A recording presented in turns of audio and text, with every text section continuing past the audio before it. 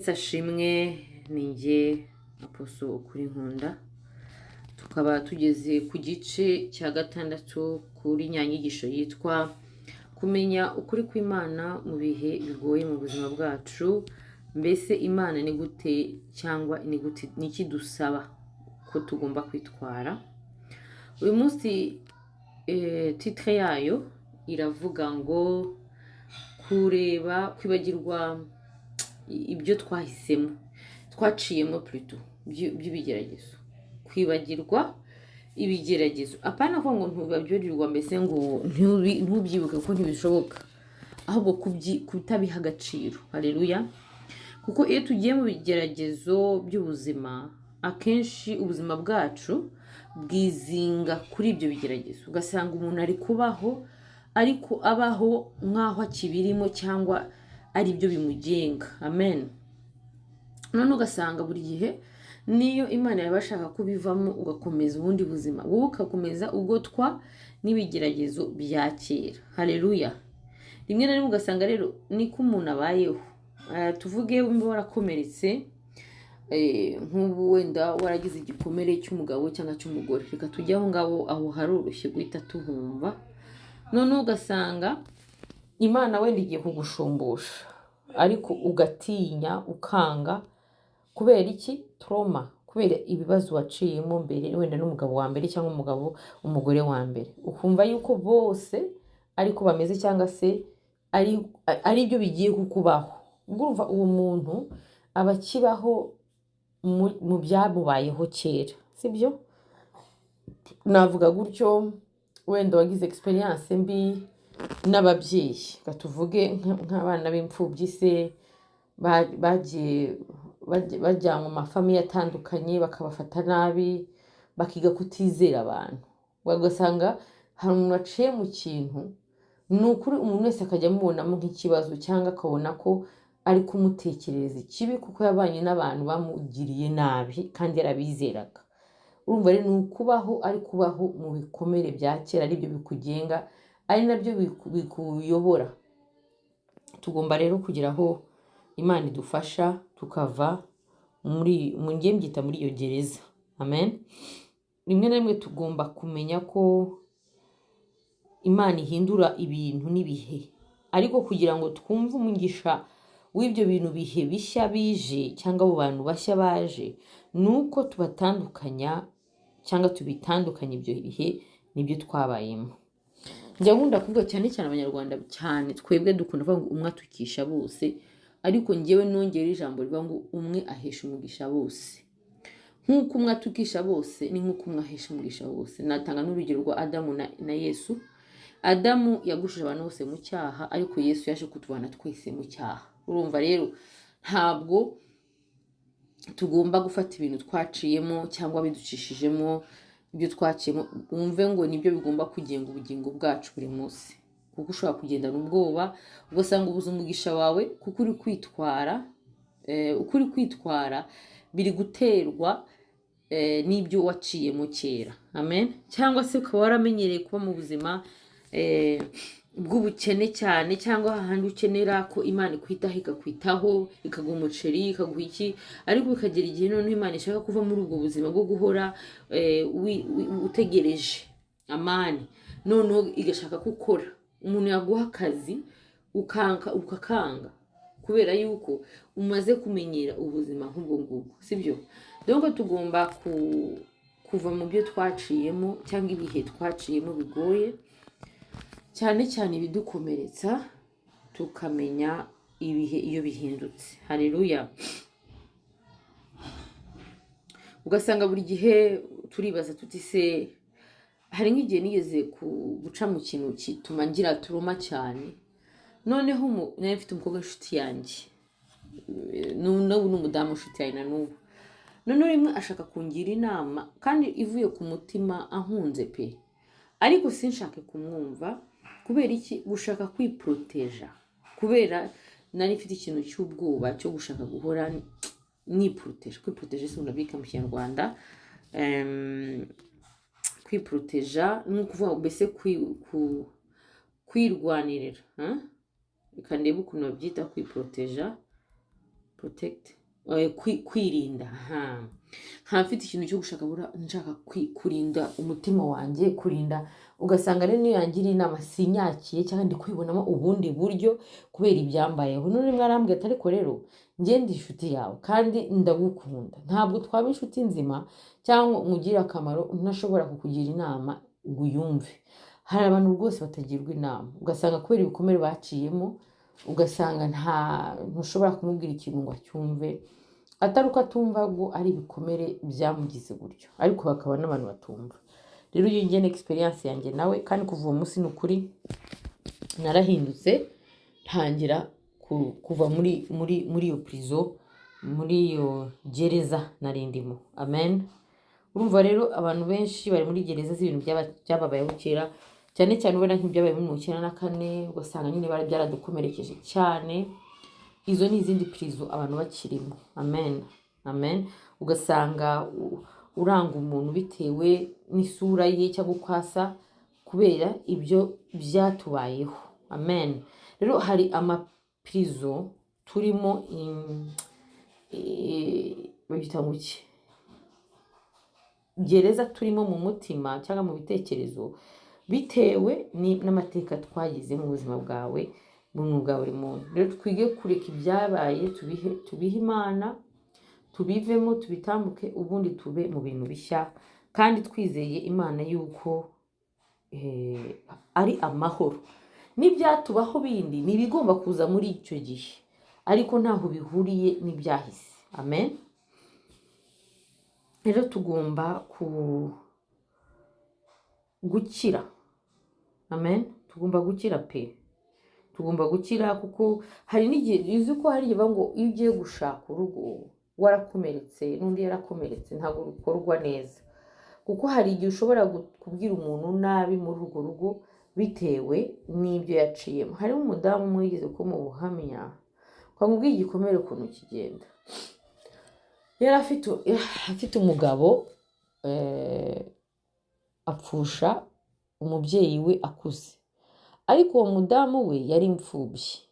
Noneho umugabo apfushije umubyeyi we akuze pe, umubyeyi yarakuze, ariko ararira bitangaje. Umugore aramureba ngo aramubwira ngo mbese sinzi ijambo yamubwiye ariko sinyibuka, gusa yamubwiye nk'ijambo ngo se urarizwa naba nawe urarizwa n'iki, ngo kumbwira mbese wowe naba nawe waramubonye igihe cyose. Umva we yari n'imfubyi, none ntasobanukirwe ko nubwo we yavutse ari imfubyi, tuvuge gutya, kuba yese aba imfubyi, umubyeyi bapfuye ari muto, uwo wagize ababyeyi nubwo apfushije umubyeyi ari mukuru, ariko ni umubyeyi we, ni umubyeyi we. Donc afite impamvu zo kubabara, afite impamvu zo kurira bingana n'ibye, kubera ko we yaramubonye, noneho banagiranye n'ubusabane, ahubwo bishobora no kuruta kuko we yagizeho haranamumenya. Urumva rero, ariko we ntabyumve kubera igikomere cye, akibaza ukuntu ari kurira ntashime. Ariko urumva rero hari igihe ibikomere bituma tutabona neza ibintu uko twakagombye kubibona. Tugomba kuva muri ibyo bikomere, Imana ikaduha amaso meza n'urukundo mu mutima. Amen. Kandi ikindi gicekeje cyane nako kibabaje, nuko ushobora kubura umugisha kubera ibikomere byawe, ubutinya kunongera kubabara, kandi wera Imana ikuzaniye umugabo mwiza, iguhaye umugore wundi mwiza, kuko wera ibyabaye bitakuvuyeho, ariko kuko ufite icyo kintu ukumva ko ugize ubwoba, kumva ko abantu bose ari bamwe. Njye njya icyo kintu njya nkunda kukivuga, abantu bakuvuga ngo umwe atukisha bose, njye mvuga ngo umwe ahesha bose umugisha. Burya abantu si bamwe, ntibazana bimwe ku meza, kandi uwo wahuye nawe muri 70 katuvuge, cyangwa muri ntabwo uzongera guhura nawe muri 90. Ushobora no kujya guhura n'undi umeze nk'uri, ariko nivuga ko hari n'abandi batameze neza. Amen. Satani ashobora gukomeza bakohereza kugira ngo aguteshe umutwe, agusaze, atuma udakunda ubuzima, udakunda abantu, utizera abantu, utagira gute. Kubera iki? Kubera ibyo bikomere. Ariko hari abantu hanze bo kwizerwa rwose bazima barahari, hari n'abandi batakwizerwa. Rero ntugafate Yuda umugire wibagirwe ko hari bande, hari ba Paul, hakaba ba Pierre, nabo barahari. Amen.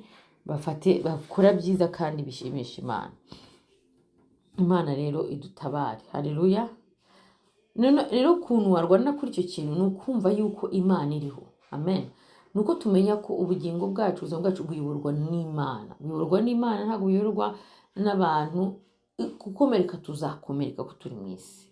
Guhura n'uwese tuhanamye, ariko twihore dufite ibyiringiro. Duhore dufite ibyiringiro rwose. Duhore dufite ibyiringiro. Si uko mariage yapfuye Imana idashaka kuguha indi. Hari abubaka ku nshuro ya gatatu bikemera, ku nshuro ya kabiri bikemera, ku nshuro ya mbere bikemera. Hari abakora business bikanga ku nshuro ya nk'iya gatandatu bikemera.